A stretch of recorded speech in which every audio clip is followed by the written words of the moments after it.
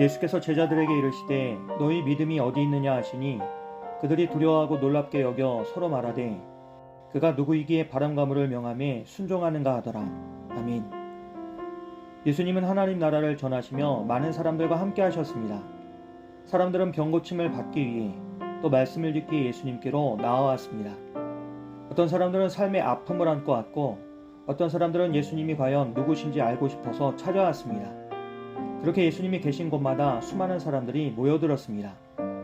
그런데 오늘 본문은 그런 상황 속에서 예수님의 어머니와 동생들이 예수님을 찾아오는 장면으로 시작됩니다.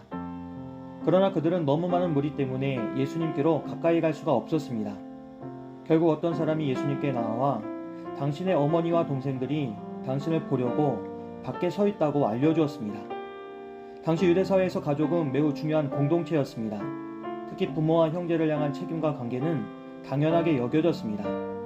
그래서 사람들은 예수님께서 곧바로 밖으로 나가셔서 가족들을 만나실 것이라고 생각했습니다. 하지만 예수님의 대답은 사람들의 예상과는 조금 달랐습니다. 예수님은 내 어머니와 내 동생들은 곧 하나님의 말씀을 듣고 행하는 이 사람들이라고 하십니다. 이 말씀은 예수님이 육신의 가족을 무시하신다는 뜻이 아닙니다. 실제로 예수님은 십자가 위에서도 어머니 마리아를 요한에게 부탁하실 만큼 가족에 대한 사랑과 책임을 외면하지 않으셨습니다. 그러나 예수님은 여기서 하나님 나라 안에서 더 중요한 관계가 무엇인지를 말씀하십니다.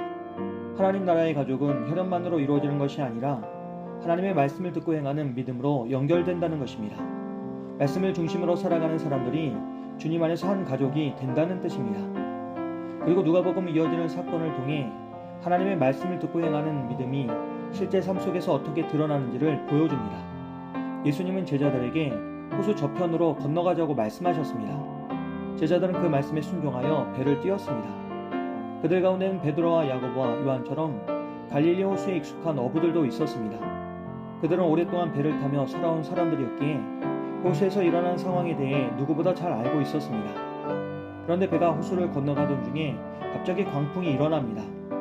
갈릴리 호수는 지형적인 특성 때문에 갑작스럽고 거센 바람이 자주 불어오는 곳이었습니다. 순식간에 큰 파도가 일어나고 배 안으로 물이 들어오기 시작했습니다. 제자들은 점점 두려움에 사로잡혔습니다. 그런데 그 순간 예수님은 배 안에서 주무시고 계셨습니다.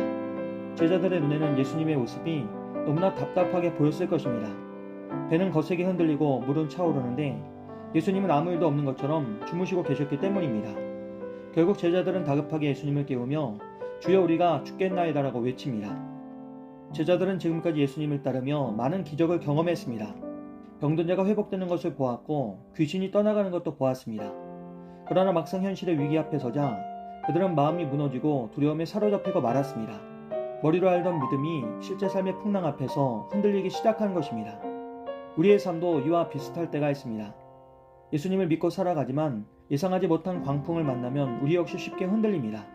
질병이나 관계의 아픔, 그리고 미래에 대한 불안과 삶의 무거운 염려가 갑자기 밀려올 때 우리는 상황을 먼저 바라보게 됩니다. 파도가 얼마나 높은지, 바람이 얼마나 거센지에 마음을 빼앗기게 되고 어느 순간 두려움이 우리의 믿음보다 더 커진 것을 발견하게 됩니다. 특별히 우리가 더 힘들어지는 순간은 하나님이 침묵하시는 것처럼 느껴질 때입니다. 기도에도 금방 응답이 보이지 않고 하나님이 멀리 계신 것처럼 느껴질 때가 있습니다. 그러나 오늘 말씀에서 중요한 사실은 예수님이 배 밖에 계셨던 것이 아니라는 점입니다. 예수님은 제자들과 같은 배 안에 함께 계셨습니다. 제자들은 풍랑만 바라보느라 그 사실을 놓치고 있었지만 주님은 단 한순간도 그들을 떠나지 않으셨습니다. 예수님은 배에서 일어나 바람과 물결을 꾸짖으셨고 거센 풍랑은 곧 잠잠해졌습니다. 사람의 힘으로는 막을 수 없는 자연조차 예수님의 말씀 앞에 순종한 것입니다. 그 모습을 본 제자들은 두려움과 놀라움 가운데서 그가 누구이기에 바람과 물도 명함에 순종하는가라고 서로 말합니다. 그렇게 제자들은 풍랑이 잠잠해지는 것을 통해 예수님이 누구신지를 다시 보게 되었습니다. 그리고 예수님은 제자들에게 너희 믿음이 어디 있느냐고 말씀하십니다. 이 말씀은 단순한 꾸중이 아니었습니다. 지금 누구를 바라보고 있느냐는 질문입니다. 제자들이 거센 풍랑만 바라보고 있는지 아니면 그 풍랑 가운데도 여전히 함께 하시는 주님을 바라보고 있는지를 물으시는 것입니다. 제자들은 파도와 바람 때문에 두려워했지만 예수님은 제자들을 홀로 두지 않으셨습니다.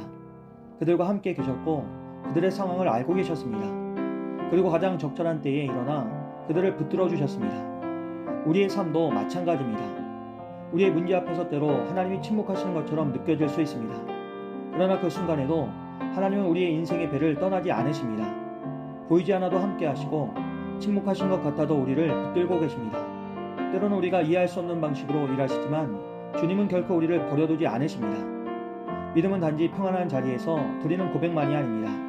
믿음은 풍랑 속에서도 주님이 함께 하신다는 사실을 놓치지 않는 것입니다. 상황이 아니라 주님을 바라보는 것이 바로 믿음입니다. 오늘 하루도 우리가 우리의 삶의 배 안에 주님이 함께 계심을 기억할 수 있기를 바랍니다. 눈앞의 파도가 아무리 커 보여도 우리보다 먼저 그 풍랑을 아시고 우리와 함께 계시는 주님을 바라볼 수 있기를 바랍니다. 그리고 그 믿음 가운데서 우리를 붙드시고 인도하시는 하나님의 은혜를 경험하는 복된 하루가 되시길 주님의 이름으로 기도합니다. 능력의 주 하나님, 우리의 삶에 광풍이 몰아칠 때에도 주님이 함께 하심을 잊지 않게 도와 주시옵소서. 두려움보다 주님을 바라보게 하시고 상황보다 말씀을 붙드는 믿음을 우리에게 허락하여 주시옵소서. 예수님의 이름으로 기도합니다. 아멘.